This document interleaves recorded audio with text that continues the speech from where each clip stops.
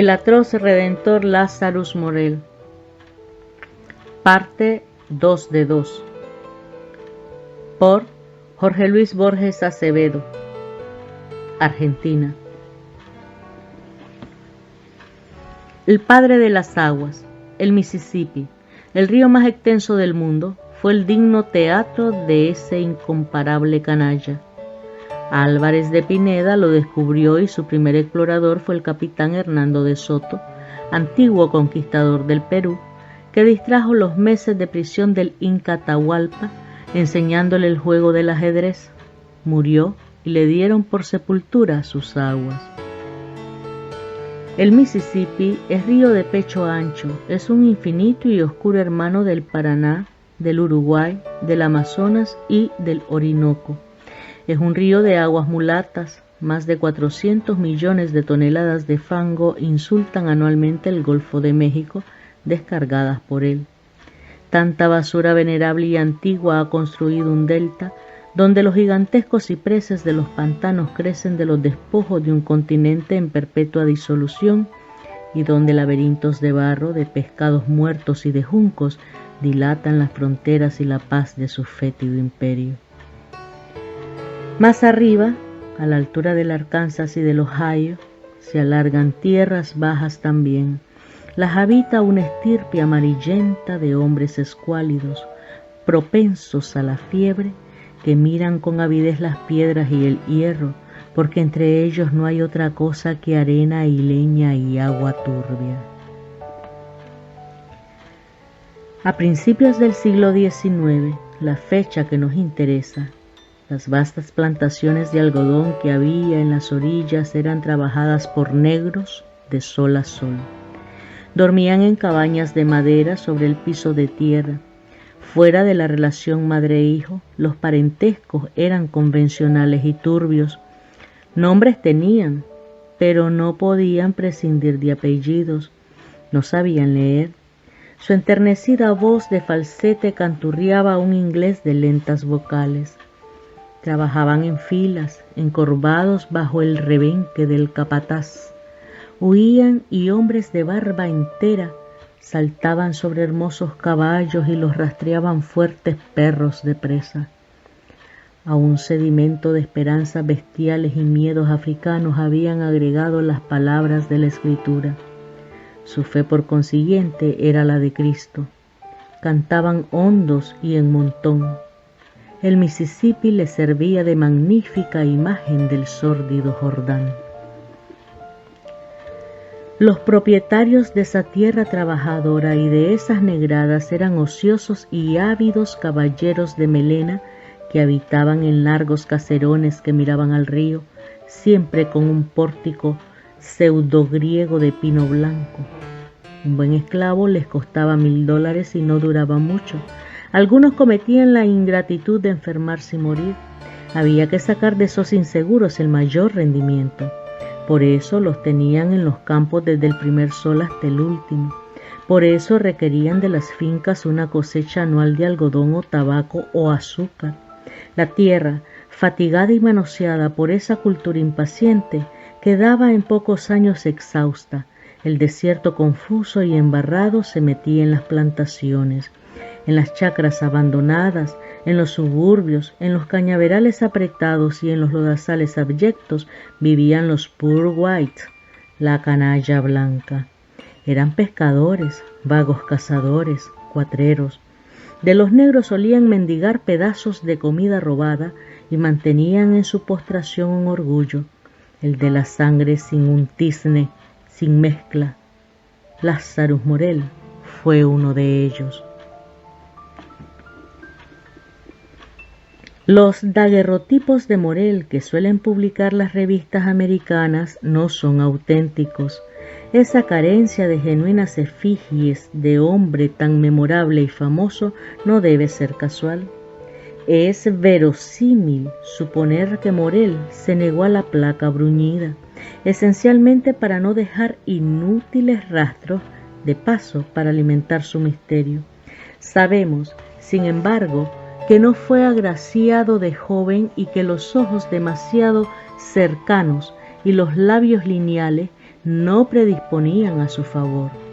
Los años, luego, le confirieron esa peculiar majestad que tienen los canallas encanecidos, los criminales venturosos e impunes.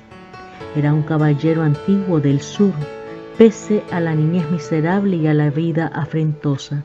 No desconocía las escrituras y predicaba con singular convicción. Yo lo vi a Lázaro Morel en el púlpito, anote el dueño de una casa de juego en Luisiana, y escuché sus palabras edificantes y vi las lágrimas acudir a sus ojos. Yo sabía que era un adúltero, un ladrón de negros y un asesino en la faz del Señor, pero también mis ojos lloraron. Otro buen testimonio de esas efusiones sagradas es el que suministra el propio Morel. Abrí al azar la Biblia, di con un conveniente versículo de San Pablo y prediqué 1 hora y 20 minutos. Tampoco malgastaron ese tiempo mis compañeros, porque se arriaron todos los caballos del auditorio. Los vendimos en el estado de Arkansas. Yo hice ver que no podía servir de otra manera.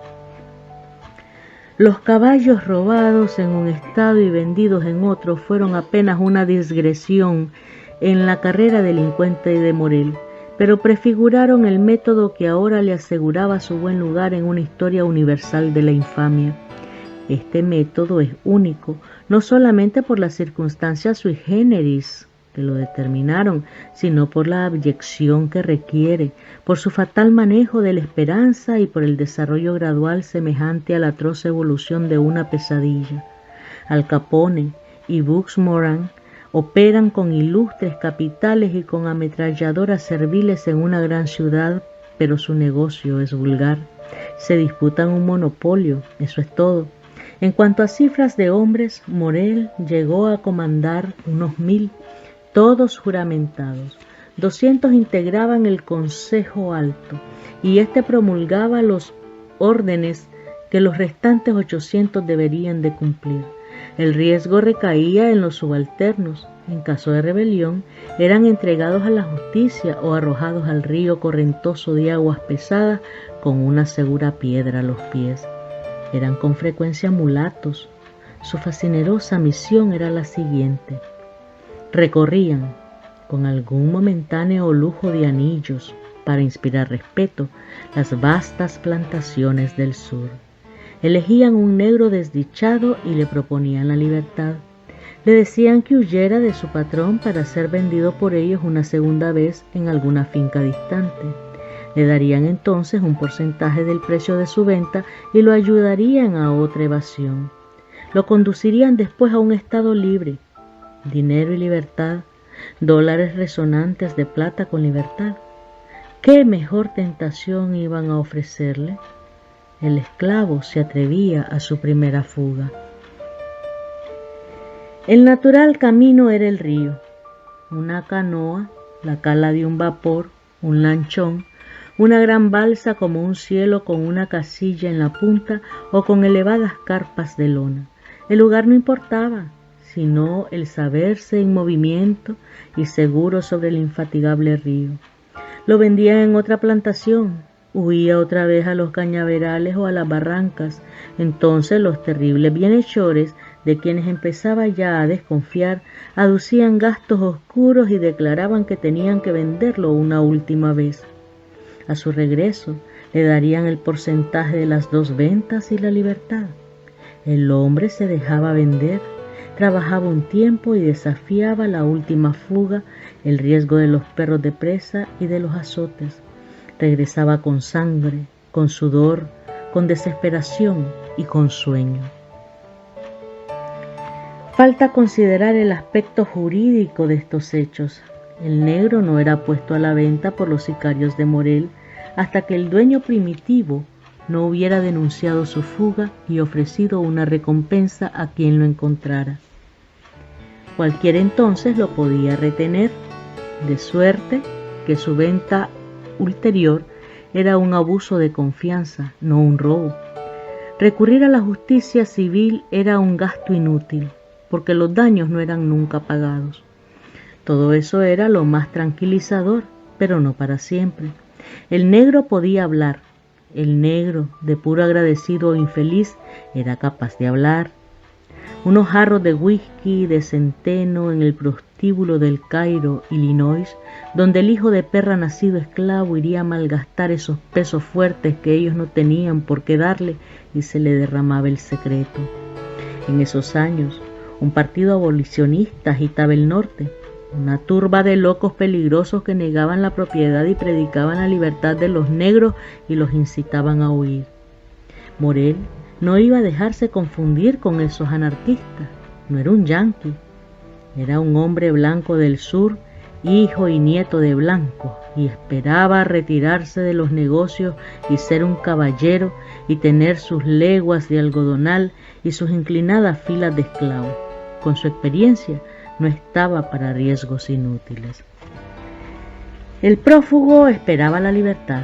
Entonces los mulatos nebulosos de Lazarus Morel se transmitían una orden que podía no pasar de una seña y lo libraban de la vista, del oído, del tacto, del día, de la infamia, del tiempo, de los bienhechores, de la misericordia, del aire, de los perros, del universo, de la esperanza, del sudor y de él mismo. Un balazo, una puñalada baja o un golpe, y las tortugas y los barbos del Mississippi recibían la última información. Servido por hombres de confianza, el negocio tenía que prosperar. A principios de 1834, unos 70 negros habían sido emancipados ya por Morel y otros se disponían a seguir a esos precursores dichosos. La zona de operaciones era mayor y era necesario admitir nuevos afiliados. Entre los que prestaron el juramento había un muchacho, Virgil Stewart, de Arkansas, que se destacó muy pronto por su crueldad. Este muchacho era sobrino de un caballero que había perdido muchos esclavos. En agosto de 1834 rompió su juramento y delató a Morel y también a los otros. La casa de Morel en Nueva Orleans fue cercada por la justicia. Morel, por su imprevisión o un soborno, pudo escapar. 3 días pasaron. Morel estuvo escondido ese tiempo en una casa antigua, de patios con enredaderas y estatuas de la calle Toulouse. Parece que se alimentaba muy poco y que solía recorrer descalzo las grandes habitaciones oscuras, fumando pensativos cigarros. Por un esclavo de la casa remitió 2 cartas a la ciudad de Natchez y otra a Red River. El cuarto día entraron en la casa 3 hombres y se quedaron discutiendo con él hasta el amanecer. El quinto, Morel se levantó cuando oscurecía y pidió una navaja y se rasuró cuidadosamente la barba. Se vistió y salió, atravesó con lenta serenidad los suburbios del norte. Ya en pleno campo, orillando las tierras bajas del Mississippi, caminó más ligero. Su plan era de un coraje borracho. Era el de aprovechar los últimos hombres que todavía le debían reverencia, los serviciales negros del sur. Estos habían visto huir a sus compañeros y no los habían visto volver. Creían, por consiguiente, en su libertad. El plan de Morel era una sublevación total de los negros, la toma y el saqueo de Nueva Orleans y la ocupación de su territorio.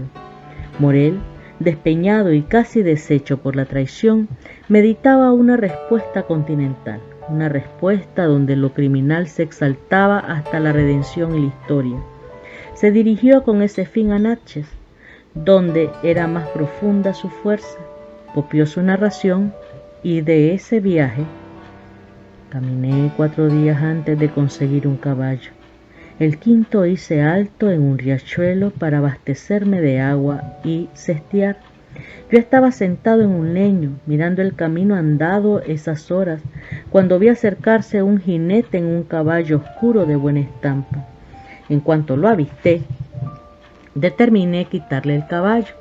Me paré, le apunté con una hermosa pistola de rotación y le di la orden de apear. La ejecutó y yo tomé en la zurda las riendas y le mostré el riachuelo y le ordené que fuera caminando delante. Caminó unas 200 varas y se detuvo. Le ordené que se desvistiera. Me dijo: ya que está resuelto a matarme, déjeme rezar antes de morir. Le respondí que no tenía tiempo de oír sus oraciones. Cayó de rodillas y le descerrajé un balazo en la nuca. Le abrí de un tajo el vientre, le arranqué las vísceras y lo hundí en el riachuelo. Luego recorrí los bolsillos y encontré $400 con 37 centavos. Sus botas eran nuevas, flamantes y me quedaban bien. Las mías, que estaban muy gastadas, las hundí en el riachuelo. Así obtuve el caballo que precisaba para entrar en Natchez.